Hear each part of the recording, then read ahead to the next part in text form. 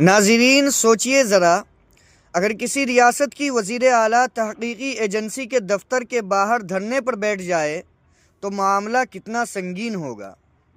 مغربی بنگال میں آج کچھ ایسا ہی ہوا ہے۔ ای ڈی کے چھاپے، ممتا بنرجی کا احتجاج اور الزام کہ مرکزی ایجنسیاں الیکشن سے پہلے استعمال ہو رہی ہیں۔ سوال یہ ہے، کیا یہ واقعی کرپشن کی جانچ ہے یا سیاست کی سب سے بڑی لڑائی؟ آج کی ویڈیو میں ہم پورا سچ آسان زبان میں بتائیں گے، ویڈیو آخر تک ضرور دیکھیے۔ ناظرین، مغربی بنگال میں ای ڈی نے کچھ دن پہلے کوئلہ اسمگلنگ اور منی لانڈرنگ کے ایک معاملے میں کئی جگہوں پر چھاپے مارے۔ ان چھاپوں میں خاص طور پر آئی پیک نامی سیاسی مشاورتی فرم اور اس کے ڈائریکٹر پرتیک جین کے گھر اور دفتر کی تلاشی لی گئی۔ اس کارروائی کے بعد وزیر اعلیٰ ممتا بنرجی نے سخت رد عمل دیا۔ انہوں نے کہا کہ یہ چھاپے سیاسی مقصد سے کیے جا رہے ہیں، خاص طور پر آنے والے اسمبلی الیکشن سے پہلے۔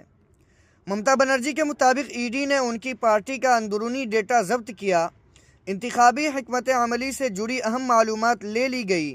یہ سب الیکشن کے عمل میں دخل اندازی ہے۔ انہوں نے اسے سیاسی دباؤ اور ٹارگیٹنگ قرار دیا۔ ناظرین، ممتا بنرجی صرف بیان تک محدود نہیں رہی۔ انہوں نے کولکاتہ میں جادھو پور سے ہیزرا کراسنگ تک ایک بڑا احتجاجی مارچ نکالا جو تقریباً 5 کلومیٹر لمبا تھا۔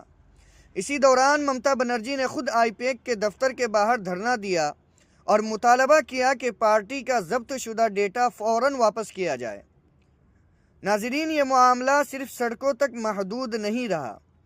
ای ڈی نے کولکاتہ ہائی کورٹ میں کہا کہ چھاپے کے دوران تحقیقات میں مداخلت کی گئی۔